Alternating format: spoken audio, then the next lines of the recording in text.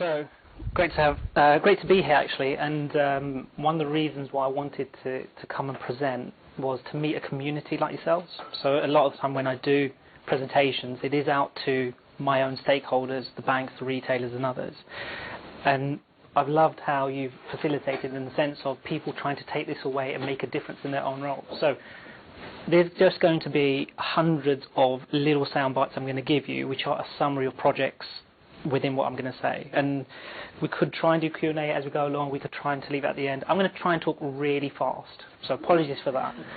Two things. One, we've just had coffee. I would like to start a certain way. I need a visualization, bit of yoga exercise just to start everything. Could you all close your eyes? And I really sincerely mean close your eyes. So could you all close your eyes? You're now in the car. Even if you can't drive, you are now driving, unlicensed, uninsured. You've put your foot to the pedal. There's a traffic light. It's coming up. It's 50 yards, 20 yards, 10. It's amber. Everybody, keep your eyes closed. Everybody who sees the amber and wants to just drive through faster when they saw it, please raise your hands. And then everybody open your eyes, keep your hands up. Right. That was a piece of data that gave you a message that told you there's an action that you need to perform. Half of you, and it was really 50-50, half of you took it as slow down and stop, half of you took it as speed up and go. The reason for mentioning that is every time we are standing up as professionals and talking about data, be really clear that what you think the message is may not be how it lands. So a lot of the stuff that I talk about is about communication skills, interpersonal skills, and how you land messages. So I loved the two presentations this morning. I thought they were excellent.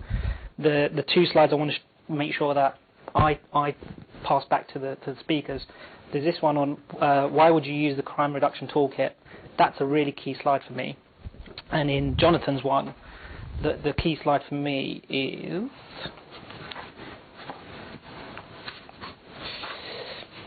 find it. The annual costs and benefits of this prevention model. Reason being, this is the so what question from a hippo, stakeholder, anybody who's going to care to be an advocate. So a lot of my work is creating advocacy. And the advocacy is in order to do the work I want to do because I believe in it, because it will make the world a better place. So those two slides are fundamental for people who are doing data work or insights work or knowledge work, because it stops you being perceived. So I've heard a number of comments today, and we're a family. We can say things about other people outside the family, that hippos are not listening and they're determined to do things without data, and they're determined not to be rational even. These people are immensely rational. And the challenge we have is they perceive us as being ivory tower, not understanding the business, not focused on results. So there's a bridging concept that I'll talk about again and again throughout what I'll demonstrate. In terms of also what Nikki showed about the ask, test, learn and adapt, I took from Jonathan's one, which I also have in mind, which is you have to start with a hypothesis. There has to be a hypothesis of we want to save lives, cancer research. We want to reduce crime. We want better medical outcomes. And we believe it's going to be like this. And that could be data-informed or gut-informed. Better if it's data-informed, but it will start with a hypothesis. It will move on to test and learn. Test and learn is crucial in commercial organizations today because it's not just about you've hit your numbers. It's about, but the budget you had, the 5 million, 200,000, whatever number it was, how did that show incremental benefit than doing something else? Because I've got John and Peter who've got great ideas as well, and they want the same budget. Next, you move on to the value management and the two slides that I was talking about. Value management is, there's a lot of consulting BS, but value management is fundamental for people to buy into what you're trying to deliver. And different stakeholders need different types of stories, but it all falls into value management. And the last one is the adoption and the rollout. Many people in data believe, I've produced my insight, I'm done, the world is stupid for not believing what I told them. That's not how life works. So to convince my 12-year-old daughter to do something isn't about me giving her an insight. It's about going through the whole value chain and her whole experience of why she why she should care, and how she can then adopt it. So I'll talk about Gleicher's formula a couple of times in this presentation. So that was just a thank you for the previous speakers, because a lot of what I will say will resonate, I hope. Is anyone here, just quick show of hands, who believes they are not affected by big data, small data, smart data, whatever terminology you use? Anybody here who does not believe that data really affects them in their house and in their work? Everyone believes it. Fantastic. The reason I'm saying that is if you've gone on Amazon, Netflix or anything, the recommendation engines are all based on large data sets. So you're seeing that it's pervasive. It's just in your daily life. Even if you go to BBC News, it will show you stories that other people are seeing at this moment in time in terms of breaking news. What it's doing, it's filtering out noise for you. Yeah, Sky, the organisation, as I understand it, has done tests on people switching between programs, and based on the programs that they're saving and watching, they get different adverts. So a male, bearded, watching football will get a different set of adverts than somebody who watches Desperate Housewives. Why? Because it's relevance. They want people to get relevant information. That's the whole point. That's what we're trying to do. We're trying to cut out waste and noise. So, I've heard a number of times people talk about why data and so on. The big theme is, I don't know a single organisation that's not trying to do more with less. I don't know a single organisation that is not making forced choices. And you've got bright people saying, give me that investment, give me that innovation budget, give me that customer service capability, and everybody's competing. So a lot of the data stuff is about helping people diagnose which ones could be better, and then there's a debate about short-term and long-term effects. The best example of data for me is not actually a technology example. Who watches rally driving? So two people in a car. No, nobody. Who knows of the concept of rally driving? Fantastic.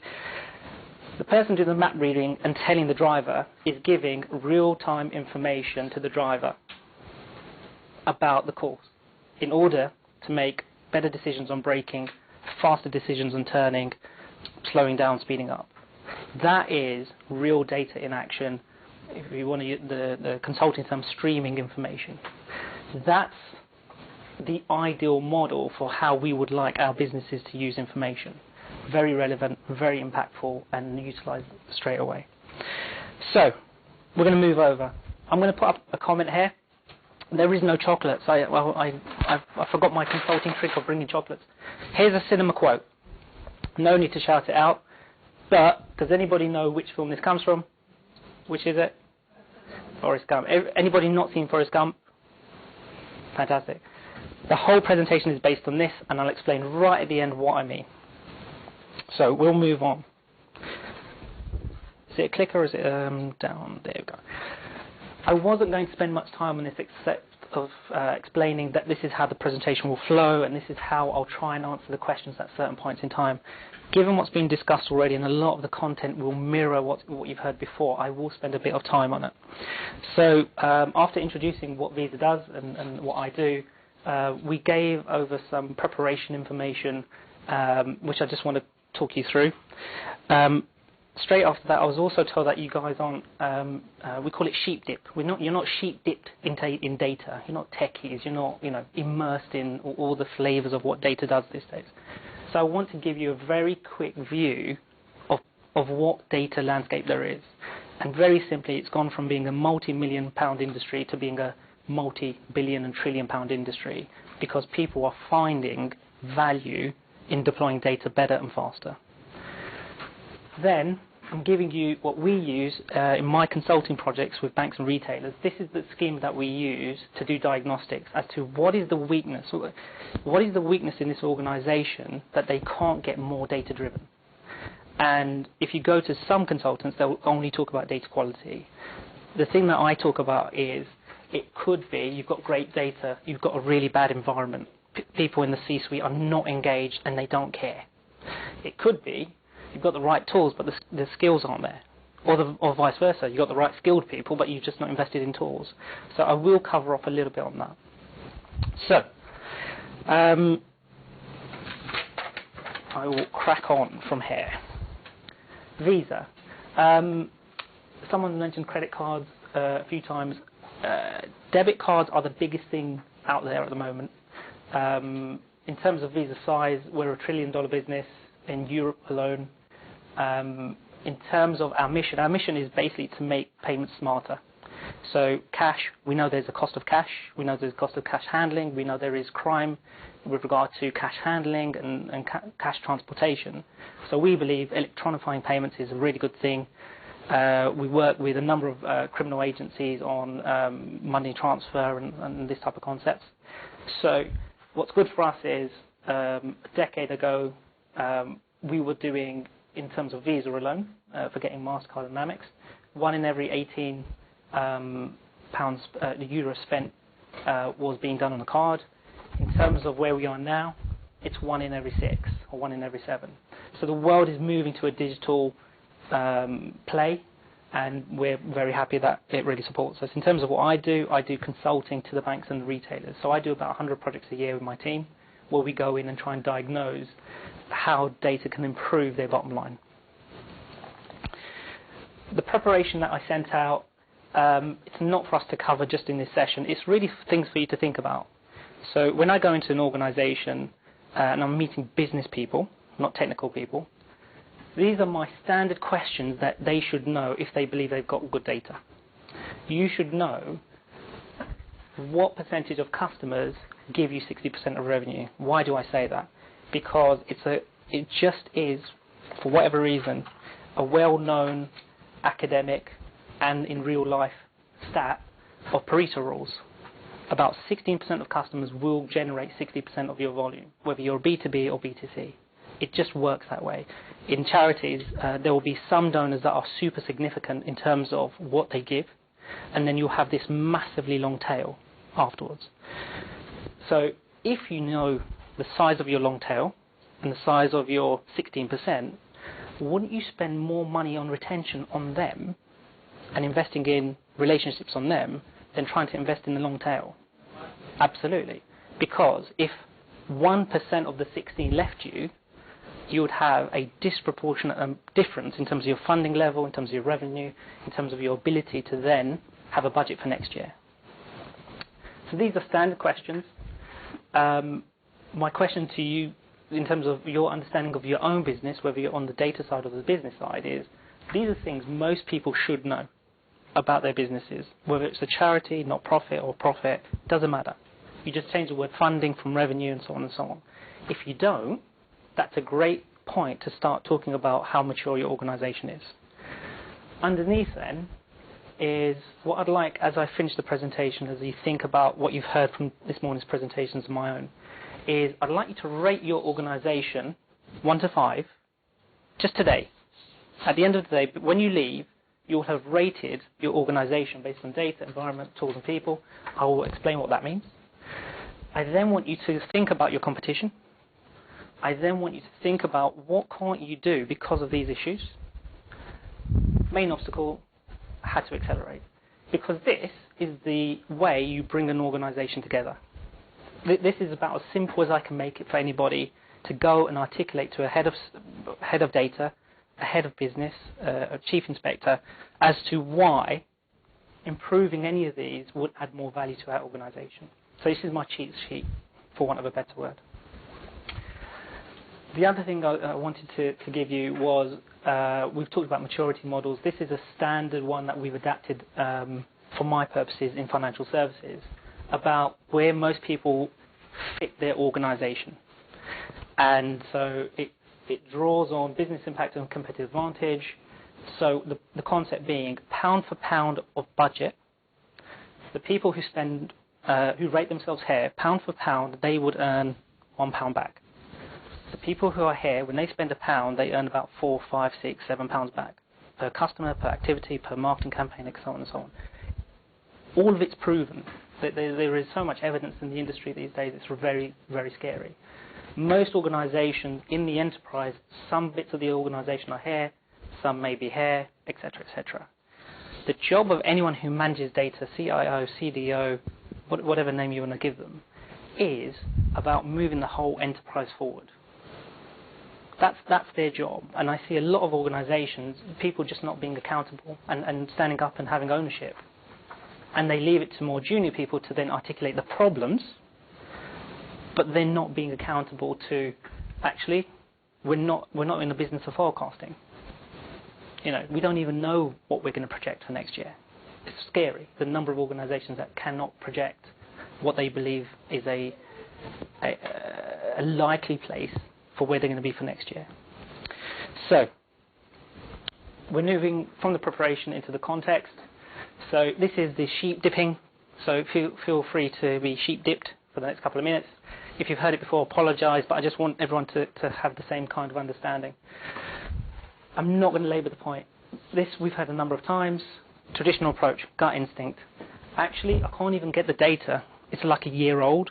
Or I've collected it from 7 sources, and one of the sources is 10 years old, etc., etc. So it's not the first time that you present it, someone might shoot you down just because it's an old piece of research, for example. It's really more concerned about human insight. My experience as a customer is we fell down on X. Guess what? We are all biased samples when we say, as a customer, I believe we want whatever. Because we are educated, going on training courses, and are salaried. And a lot of our customers will not have the same beliefs as us. If you go to any bank, there is a premium segment, traveller segment, mass wealth, student, etc., etc. You cannot tell me a student wants exactly the same as a premium segment. So when we say, as a customer, I think we should do such and such, I've been in a lot of workshops where I've said to the person respectfully, in your sample of 1, I believe you, but for your customer set, I really don't believe that is what they want, because you're not talking from the spectrum, the segmentation of the people you're serving. The point I was going to make today, which I haven't heard, is all this data stuff about being faster, fact-driven, and so on. Consultants, clever consultants who've earned money, not me. I'm a poor consultant. I work for a not-for-profit organisation, believe it or not. It all chimes into many, many different ways of describing the same thing. Whether you call it performance management, balanced scorecard, management by objectives, decision science, targeted direct marketing, whatever you want to call it, it's just being more fact-driven and using the fact that we have data to support what we're trying to project. All the themes merge. They all blend. Ideally, they support each other. But you can take this, management by objectives and management by targets, to an extreme, whereby you want to hit the target so badly that you ignore all consequences. So this is not a political point. We've seen in the press recently about 7 days NHS being open and so on, and the GP community saying, do you know the impact of that? We've all read about apprenticeships. So now it was all a really good idea, and now people are saying, hang on, all these apprenticeships that are coming out, they're not really getting the jobs and the quality of jobs they're supposed to be getting. But if the government has said we're going to do 200,000 apprenticeships, come what may, it's then hitting the objective, it's keeping the promise at whatever cost. So these can be misused. If you want to read books, if you're into books, or if you're into the CDs and listening to them, these are the 2 biggest, most referenced books in the industry. So this is a bit old. This is the almost like the Bible, where everything started, where people started to talk analytics. So it's really the first place someone said competitive advantage comes from looking at data a certain way.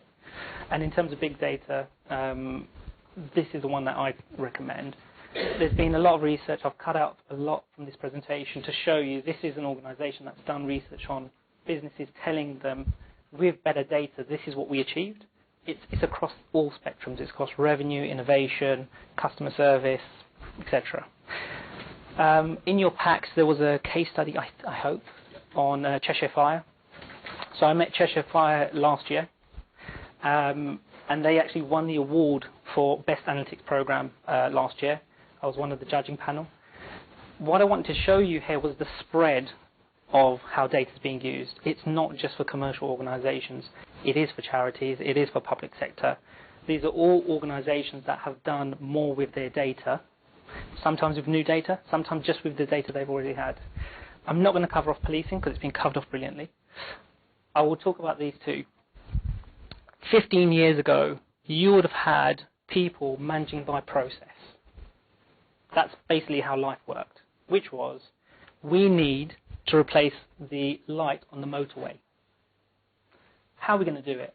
Every 2 years, we'll send up John and his ladder, and he will go to every light and replace it.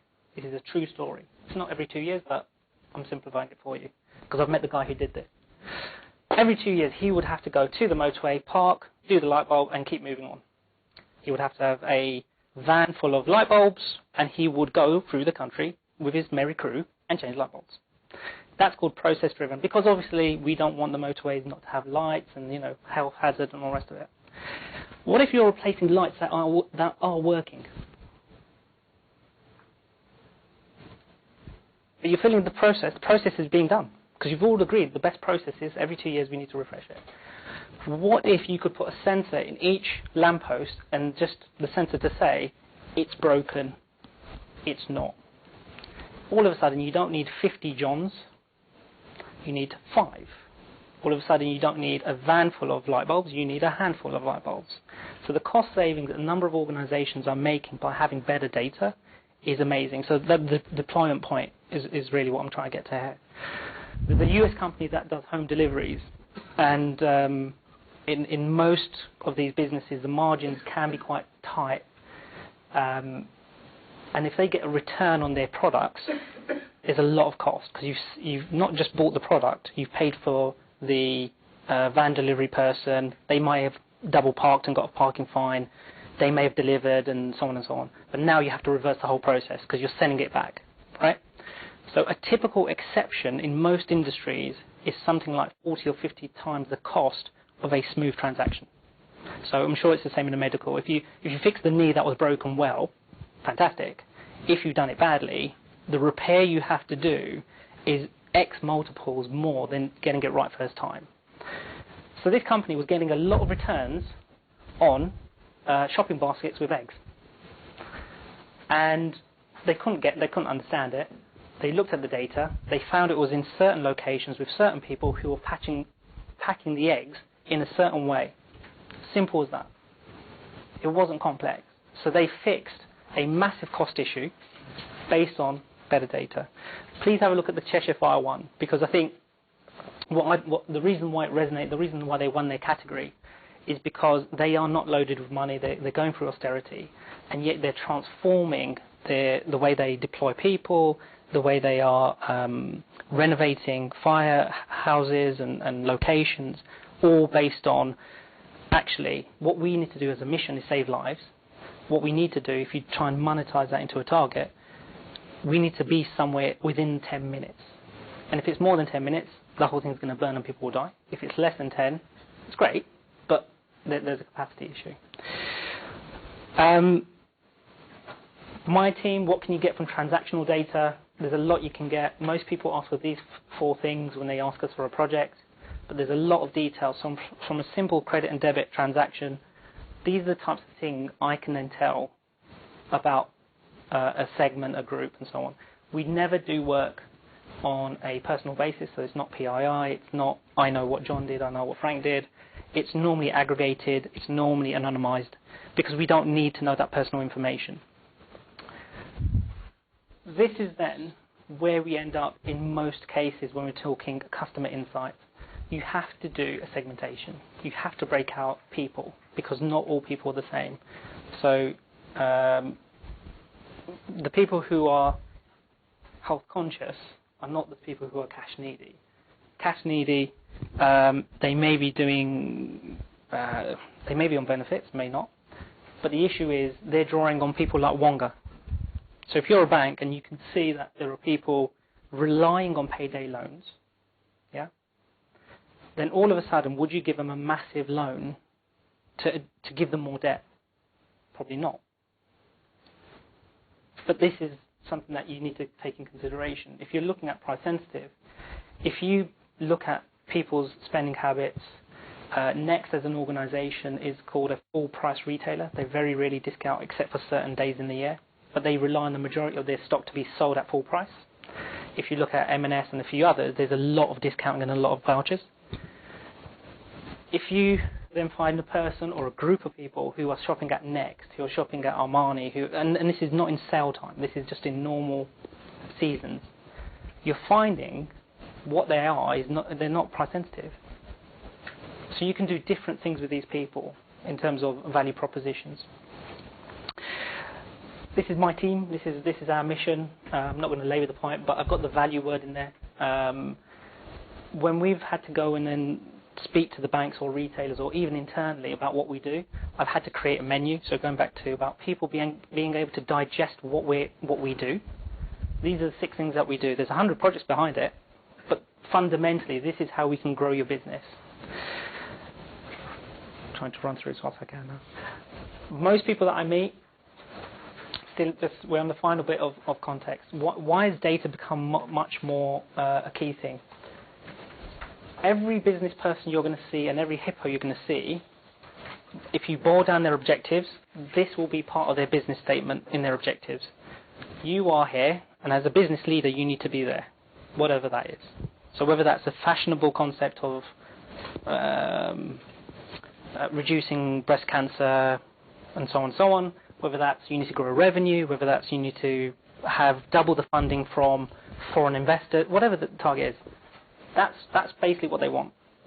And what they have found, and what we found as an industry, is there are more and more organisations that instead of that being the start point, and it taking months to even get some analysis on it, you're getting smarter tools, smarter people who are collapsing that time frame.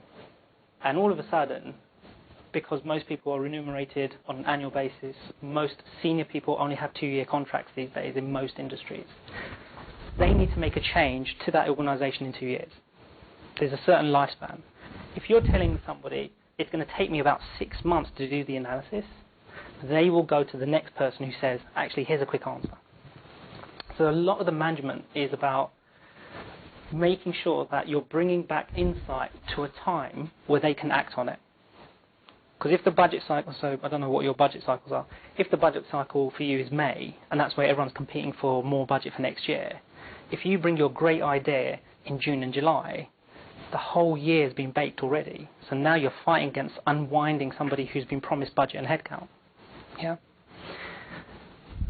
Challenging environment, regulation is big in the banks, as you all know. So for a lot of the banks, it's not acceptable for them to take 9 months to respond to a customer complaint, for them to respond to a change in the way that they do banking. It's just not acceptable. And there's a lot of new players. In the UK, there will be a company called Atom Bank. They're going to launch this year. It's purely online and digital. And therefore, they and Metro Bank and the others are looking to take customers away just because banks don't respond fast enough. I'm sure everyone's heard volume, value, velocity. That's the typical explanation of what big data is. It's just the scale. I mean, just the size of it, the sheer size of it is just enormous. So the concept I want to leave you with is not the technical piece. The concept I want to leave you with is if you wound back 10 or 20 years and you said, I'm going to start a business, within 6 months it will have 1 million customers, and in 2 years it will have 500 million customers, it was not physically possible to do that in any industry. It just wasn't. That's what Facebook has done. That's what Google has done. That's what these new organizations are doing. So when someone does a great app and a great viral, I'm ashamed to say it. My daughter and I were watching Shake It Off by, what's her face? Taylor Swift. It's had 1 billion and something views. In old 20 years ago, you could not reach 20 billion views through the radio, through TV. It's just not physically possible. So you imagine the advertisers who are now spending to put their logos and stuff next to Taylor Swift's Shake It Off. That's how money's being earned. That's all I want you to take away from this. There's a lot of infrastructure underneath it, but Wonga wasn't here a few years ago, and so they're utilising the web, they're utilising digital, etc., etc. Many companies. And charity raising is a really interesting one. So people donating online, donating through the phone, etc., wasn't here years ago. I think this is the thing that I've heard over the last 2 days that has really resonated with people. We've got the insight, we've got the facts. Why doesn't anyone listen? Why are they not taking me seriously? I'm upset. And the challenge with being upset is you may be looking like either someone who's a cynic or someone who's a terrorist. And how do you move it to people looking at you like an advocate and being business driven is kind of what I want to show as best I can here. Banks haven't got a great name. There's been rigging in markets, etc., etc. Guess what? They had the data to rig. So they use their data to do something bad. So I'm not saying giving the data will then lead to great outcomes. It may not. The issue is you still need controls, governance, and everything else on top of it. Heathrow, third runway. The facts are quite clear. If you read the research, it's quite clear what Heathrow needs. It does need a third runway. Point blank, full stop. It's not really a debate. Even if you add in other effects in terms of social and people being displaced and noise and so on. If Heathrow loses its place as a hub, it is worth a huge amount if Berlin then becomes a hub or if Paris becomes a hub. It will cripple the economy in many ways that we don't even understand. And yet, I think it's been 10 years, governments have not made a decision, or 15 years. So I would say to anyone who thinks the data is the end, I'd like to what Jonathan said this morning, there is a political element that we have to, as a community, be professional and manage and navigate. Otherwise, we're not relevant. So there's no point in saying we should just do X, come what may. And this is how we can navigate it, or this is how we can feed it into a wider theme, etc., etc. Penguin. Why is a penguin there? One of the banks did a national scheme, national promotion. Everybody would have seen it years ago. It was explaining how to do banking better, and it had penguins, cute penguins on the front of the campaign. National campaign, many millions, probably 20 million. Okay. Why did they choose penguins? Because the director of marketing went home, spoke to his wife. His wife said, "Oh, you're thinking of characters. I love penguins. Do penguins." True story, absolutely true story. So the research was, my wife likes penguins. I would like penguins to explain how to do better banking. These are things we have to manage and navigate. Yeah, it happens. It happens. Let's not be shy. It doesn't happen. It happens. So these are things we need to influence, we need to seed, we need to navigate as we deploy data. So there's a whole lot of things here. There's people who don't like data, full stop. We know. There's dataholics, there's data phobes. We know that. There's a lot of academic research which can maybe have to find for you about tables. So people have done research on tables and charts and so on. Tables are one of the worst mechanisms to explain something. So in a simple 4x4, you then have 12 data points, plus 4 and 4 headings and column. Yeah? So now we're into 20. 20 data points you have to physically read before you get an insight. So what happens is people actually see it. 50% of the population see a table and go off. Because you're making them work to consume the data. So there's research out there about the best visualizations. It's brilliant work. Obviously, there's boundaries about being ethical and so on. What did I want to show you this for? This I'm in love with Gleischer. I don't know if he's dead or alive, believe it or not. But I love him because fundamentally what we're all trying to do is make change work. And Gleischer's formula is the best example I've seen of dumbing down how successful change happens. So you have to show people why doing it now in the way we do it is really bad. So I'm going to do an example on this in a couple of minutes. You also then have to explain why doing it differently really, really, really works. You then have to say, and here are some baby steps we can start, a test and learn, a simple program, a little pilot. We can prove the point. Don't worry, we're not going to ask for 10 million. It's just 50,000, or it's 20,000, or it's Bob and John just to do something in their spare time, etc. That's how you overcome the resistance to change. So in one of the coffee sessions, we were talking about staff engagement. Every organisation I've gone to, staff engagement, because of austerity and because of many other reasons, is very low. There's very few organisations where it's very high. In the ones that it's very high, they've lied and cheated and told them they'll be sacked if they don't put a high mark. That's how it works. True story. So, if you go into a director and you say, staff engagement's a problem, guess what they're thinking? I wouldn't even know where to start. And everyone's pissed off anyway. So I don't even know how you want me to deal with that.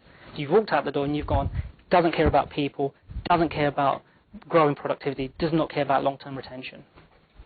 As opposed to, did you know we're making these HR consultants rich because they get 8k a pop from every person that leaves and they then recruit someone? And did you know what that does? It does like 500,000 a year. So they're earning like a couple of Ferraris. Urgency, value, emotion, manageable as an issue, fantastic. Unnecessary cost. Let's drive that out of the business. Why are we making other people rich? Why don't we just invest a small amount of that into a training, retention, skills program, keep them doing great work here? You know, I love that. So there's a lot on the line around Gleischer as well if you want to read more. So typically in most organisations this is still an issue with data. This all comes from IBM who were doing Watson yesterday. They've done a lot of research with a number of universities. There are still people out there making decisions with no data, little data, dubious data. Guess what? Is the organisation saying, oh, do you know what, because you haven't got data, let's not try hard. Let's not grow by 10%. Don't worry about whether we lose customers. No. Every organisation I've gone to, grow revenue by 10%, improve these outcomes by 10%. Oh, blimey, did you? Etc. Et so there's still things, and there's things here which aren't directly revenue based, but you know, you need to pass the audit, you need to do compliance, you need to do this regulation. What brings this bridge together? It's bringing the business and the technical together, and it's well known in the industry. It's called a data strategy and a roadmap. It's not complex, and a lot of people ignore it, and then a lot of people have fights between business and IT are so unhelpful. Really bad, and I can never get the analyst time, and he's always working for someone else, and he just wants to show off to X director, and he never does the work that he does. You can, being professional, come through that if you collaborate. So this is a diagnostic. This is how it's really done for me. I'll give you different examples on it. These are the typical questions that I start with in an organisation to understand which issue may be the most material issue. I'm not going to run through it just because of time. How long do I have actually?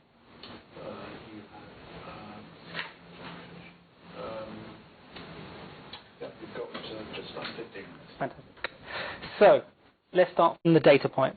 A lot of analysts present averages. It's normal. You have to summarize it into an average because the detail's too much detail, etc. Anyone heard of the floor of averages? Raise your hands. Okay, one nod. Floor of averages. Floor of averages says, and I'm going to give the silly example first to make it make sense to you. Floor of averages says, if you are completely drunk and you're on the motorway, on average you're safe. And by the way, you're walking the wrong way up the motorway, so cars are coming towards you. On average, you are absolutely safe because the amount of variance you do means you are on that yellow line and no one's going to run you over. Reality of floor of averages, real academics, I'm not making it up, real is you get run over. So, an example. We had to look at one of Visa's products, contactless, so spending under £20. We were trying to convince organisations that this is a really good idea. And somebody somewhere pulled out the average for the product, average ticket size, £150, 150 euros. There's no business case. You're frauding us. You just want us to spend money for Visa, blah, blah, blah. Okay, fine. Actually, let's look at transaction bands. 30% of all volume is under 15. There's a business case. So a lot of people still are presenting at this level when they try to go very high in their organizations. They're not doing segment level. They're not doing something that's nuanced for the business question. And that's why it gets thrown out. Yeah? So if you haven't seen it, have a look at it.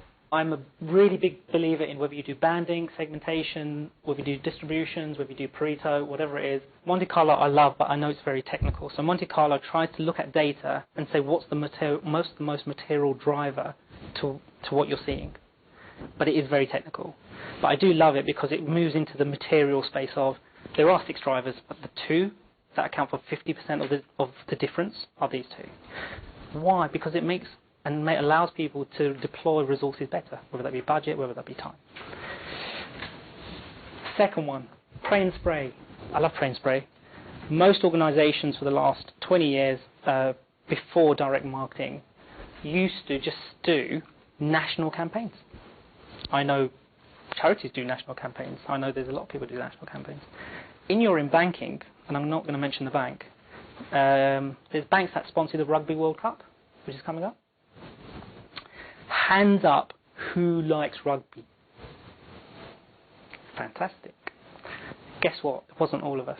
So now you've wasted 50% of your budget by sending me this really polished letter about how you're going to give me free tickets and so on. Fantastic. Guess what? I'm also on holiday when you sent it, so you've now wasted more money. Guess what? I don't really like the mechanic that you've used because you've said phone this number to submit your entry or do this postcard or do this slip. I don't like that either. So now you've lost me again. It's happening all the time in small organisations, big organisations, where they think this is really going to resonate, and what you've got is a lot of waste. So this is real numbers where I've looked at people who've travelled abroad and doing a campaign. Out of 1 million cardholders, 8% really needed to see the campaign on international travel, not 100%. Out of the 8%, there's people who've already travelled abroad before, and we know that. And as an organisation, you would know the donors who've donated before. You would know the people who've been in hospital before for similar things, etc., etc. This is all well-known stuff. So they get one message. For those who did spend abroad, they get one message. For those who didn't spend abroad, but we may have seen them take M&S FX money before they went. Yeah. So we know you're going abroad. We just would love you to have the card with you when you go. So they get a different message. So it has to be tailored. So in the industry, there's again consulting firms. It's called personalised interactions. You have to make it personal. You have to make it relevant because it's in the bin. How many times do you look at the mail that you get and you stand over the bin as you go, crap, crap, crap? Everyone's nodding. Because guess what it does to your brand and your company's brand? I just would not read it again. I don't buy into what your company is sending me. So banks and companies that then start to cheat, they don't send it in a letter anymore, they're sending postcards. Because you now have to physically read the content without opening. But again, if it's still not relevant, it's still not going to work. So that was data. We're moving on to environment. What I would say is, for each customer, internal stakeholder, whatever you want to call them, that need something, I'm going to guarantee you it's not going to be the tools that will deliver change. It will be what they consume, and it has to be tailored for them. So this dashboard has, there's a global bank that we're doing this for. It has about 40 to 50 markets and about 8 products, and you can see it in one page. So it's called slice and dice. You can slice and dice all that information in a page. That's it. The company that did the consulting for my team used to produce it in paper. I've got the numbers over there. It was 3 kilograms in weight. Don't know if you know what 3 kilograms is. 7 baked beans tins, the big ones. That's how physically heavy they were posting it to the business. I know analysts have humour because it was called At a Glance. It was 1,480 pages long. But it had every market, every product, every key metric. Guess what? It was on the shelf forever, and nobody consumed it. So it has to be consumable, but tailored for the audience. So these guys have got something different, visually impressive, blah, blah, blah. If you look at it, we spend a lot of, I don't know. We spend a lot of time caring about how something looks and design. And so what we've talked about key skills. 2 key skills that departments need is understanding of ergonomics and user interaction. So I've seen many people have said to me, oh, we do dashboards. I've seen their dashboards. It's really noddy. Here's all your filters. This is what you can change. Changes the numbers. Great. My business question is X and Y. How do I find it? I'm not sure. I'm not sure which one's to press now. So we design stuff usually based on the business question first, and then we do a flow. So the ergonomics has to work. You have to be able to get the top 5 questions out of the way. Why do dashboards work? Some of us are younger and some of us are older. Who's in their younger life? Who went to their boss with some data? Said, look, I found it out. And the boss says, now that you've done it, now split it by. And you've gone, that will take me a week. Because I never created the data to do that. I never looked at it in that way. So you go away for a week, you come back, boss says, it's been a week. What have you been doing? It was just, just needed to change the data about my mom. What have you been doing? I thought this was a priority. Didn't you know it was my first priority? So what dashboards allow you to do, because they have filters and slice and dice, they allow you to navigate the next set of questions. So if people are not doing dashboards and they're doing MI reporting, I would really, really advise you strongly that you need to migrate from paper MI reports to dashboards. We're working for a company now that has a 50-page MI pack from finance and other bits of the organization. As an exec, imagine how you're trying to consume data when you turn 50 pages. We've converted 2 scorecard measures into a dashboard, and the resonance it's getting is unbelievable because it's consumable. The value story. If what you do does not, if the consulting that we do in my team does not end up with a value story, we will not get a second job. Period. So, going back to all the good things I was saying, different segments get treated differently, different strategies, size of the prize, how many people do you think you can affect, how easy is it, do you think, to implement, what's the most value, etc. Because I'm not telling people to do something, I'm telling people now to consider this is what can be done, but we know this is going to be difficult, we know this is going to be easier, we know this is going to be more investment, etc. My job is to make decision making better, easier, faster. My job is not to make the decision for people. That's what they're accountable for, that's their job, end of story. And I've seen a lot of data people move into, they've gone to that solution and they believe they're right. But they don't understand how difficult it is to get resource, what the issues are around implementing a certain solution, because we only know our jobs well. I've left this in, it's very ugly, but I've left it in so you can read that another time. Why then has data just not been easy for many years? Because the likes of IBM and others have followed a certain methodology for a long time. And that methodology is called layers. You have your data sources, you have a warehouse, you may have then a data mart, you then may have some tools, you then may have some ability to manipulate the tools, and guess what? Everybody then dumps it in Excel.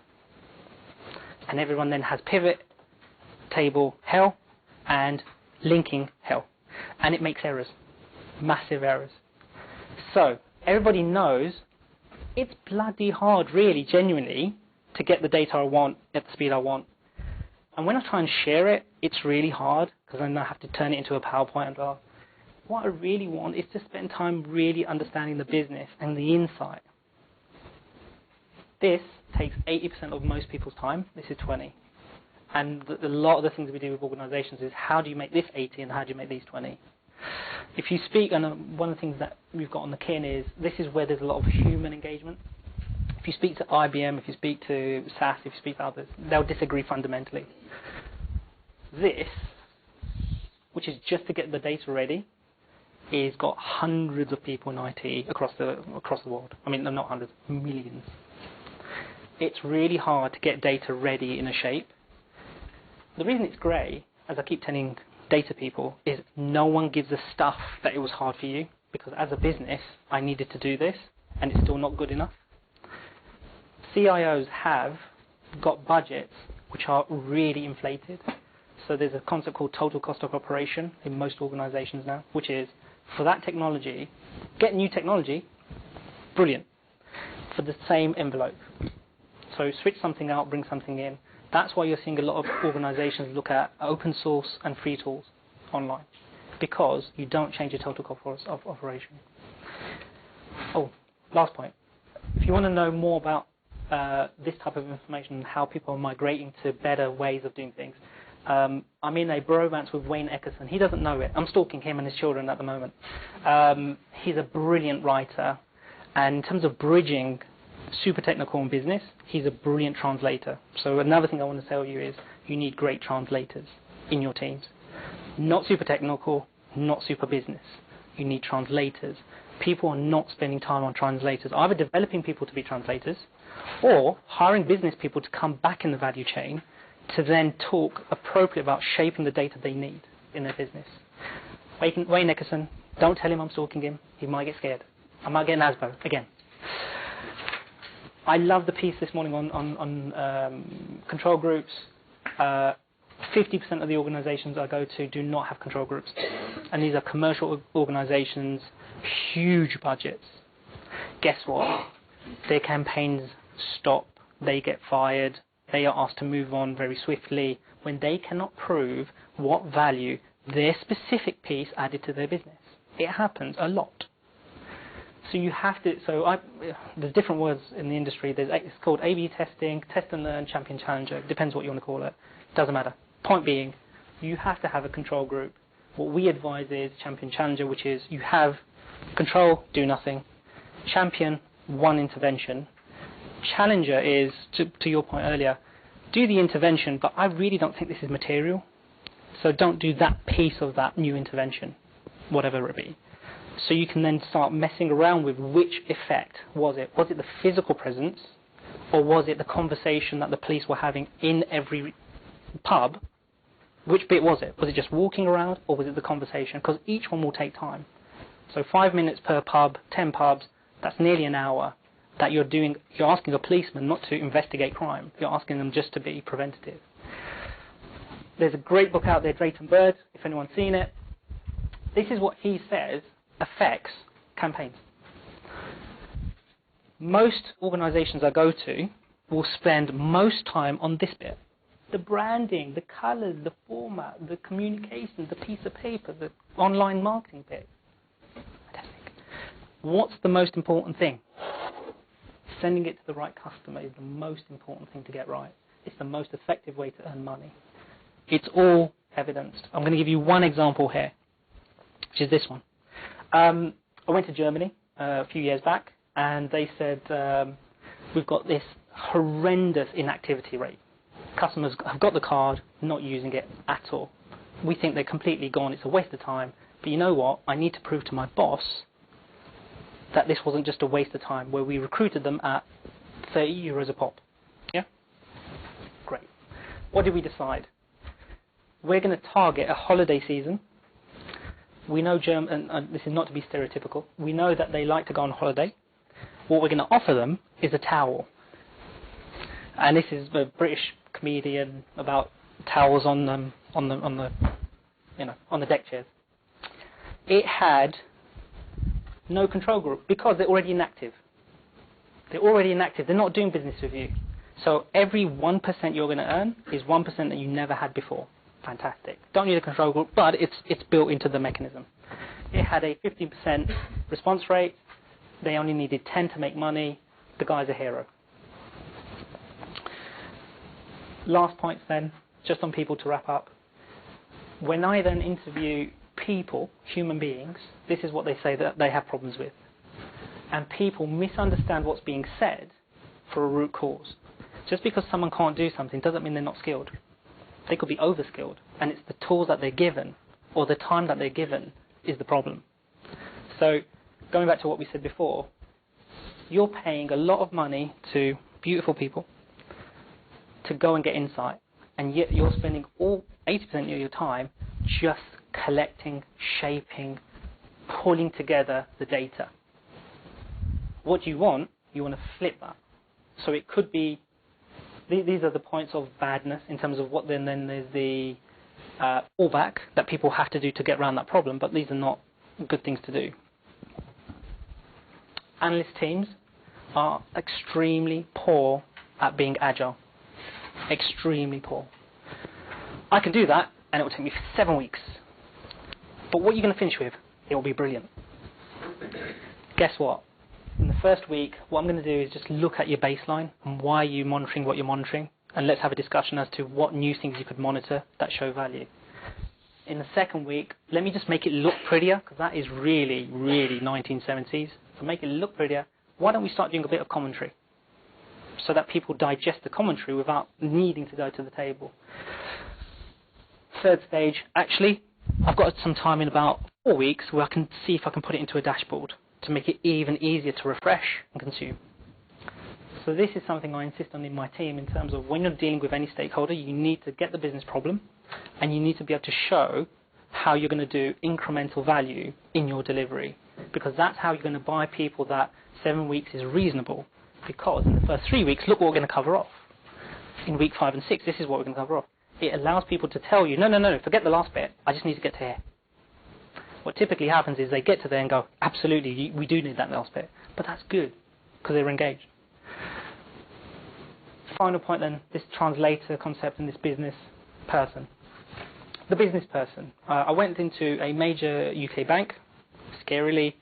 They said, we've got data that is conflicting as to the losses we're going to make on giving out credit. Very scary. It's a bank. They see different data saying they're not going to be write-offs. They are going to be write-offs. How do you choose?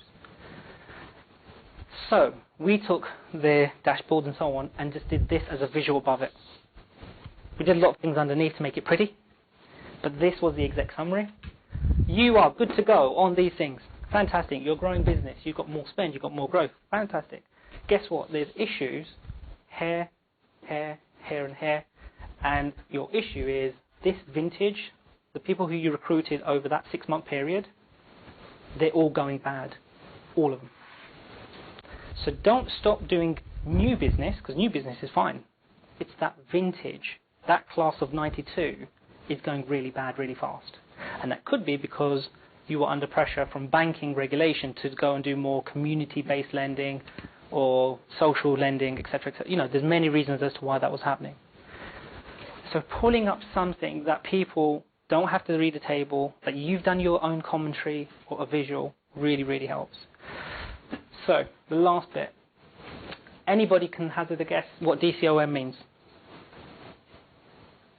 I'll give you £100. This is... No? Fine. Dinosaurs can't operate machinery. Even if you give them a dashboard, even if you give them a tool, even if you give them whatever, we're talking about human beings. Right? So there's a book I haven't mentioned here. It's called Trusted Advisor by Meister.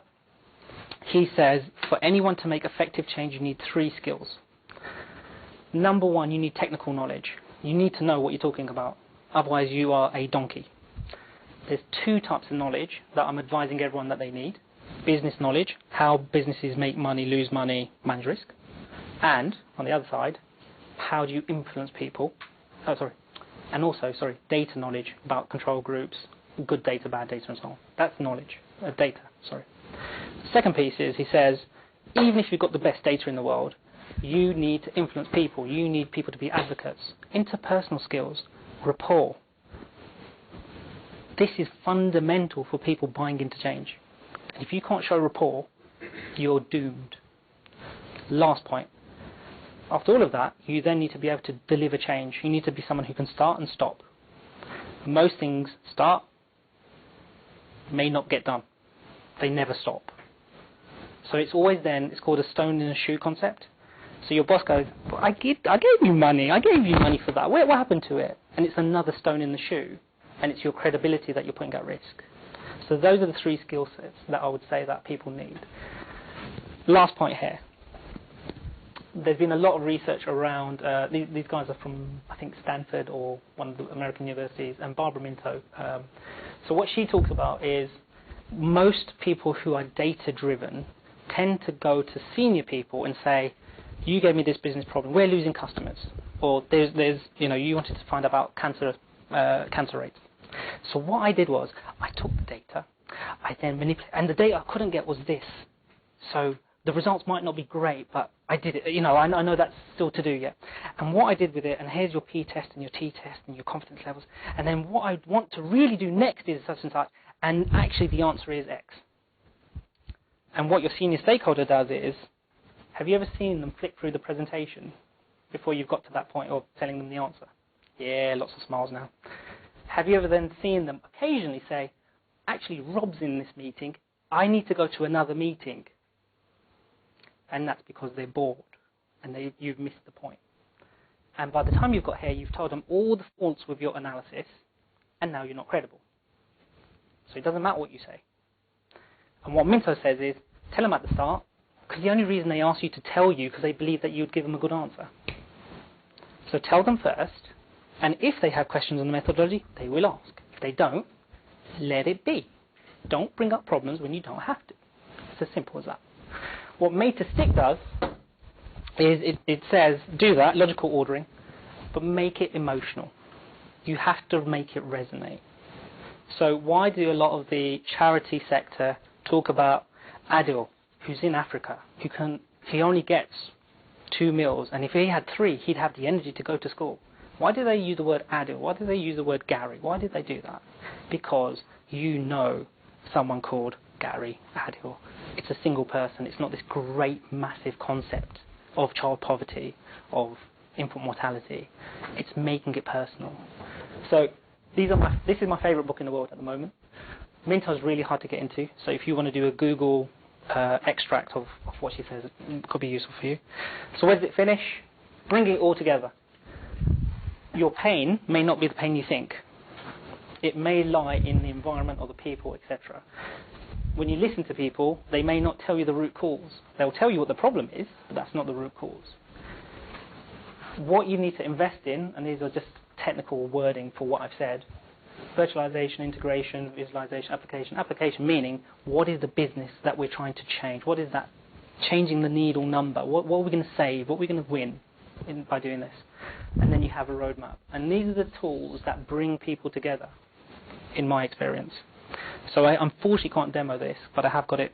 I can show individuals at one time. For the C-level in a number of the banks, we've taken their MI reports and so on, and we've given them stuff on iPad. And this actually only asks 4 business questions. Simple as that. There's only 3 layers underneath this, and then after that you need a consulting project or a proper assignment to work on. Now why am I talking about iPads? The reason I'm talking about iPads is, where is most influencing done in most organisations? Is it done at your desk? Where's it done? Normally. Face-to-face meeting or the pub, corridor, up the stairs. Oh, John, we're going to go to the gym later on. I need to tell you about such and such. Seeding is happening all the time with the stakeholders that you think listen to you. All over the shop. The point of iPad is to make the data available when they need it, not that piece of paper that was nicely filed in their folder at their desk. And what I'm trying to get across here is, we talked about consumable data, or consumable insights quite a lot in this presentation. What I'm trying to get across here is, if you can't get what you've done as an elevator pitch and make it simple, the challenge you've got with most hippos, most execs, most people who you want to be advocates is, they need to tell the story after you've walked out. So if it's overly complex, doesn't get to a point, or there's 11 points that they need to remember, trust me, when they walk out that room and they're trying to influence the head of finance for more budget and so on, it's gone. So Minto, making it simple, clear vision as to what you're trying to achieve and so on, are all ways to navigate the lack of advocacy or the lack of usage of data in decision making. I think we're done. Last point was hair. Why am I mentioning this? The reason I'm mentioning this is I believe there's an answer to this. Life is like a box of chocolates. It's called Quality Street. The reason it's called Quality Street is in your virtual teams, your real teams, your networks, you need people of different skill sets. You will not have in a 3-man analyst team a translator, a data scientist, and so. You need to make virtual teams. You need to have people who add different strengths to what you do, but you're buying them all into a voyage, a mission, a journey of really great outcomes that they can buy into. So building out your quality street. So someone said yesterday at coffee, people tend to hire the people that they like. The people they like tend to be the people they see in the mirror. So when I look in the mirror, I see Brad Pitt. That's how it works, right? That's a fundamental flaw if you're dealing with data-driven decisions, because what you're looking for is the difference, and it's a challenge to your perception to make it stronger as a story, to make it stronger to resonate with other people. Thank you. Thank you very much. Thanks.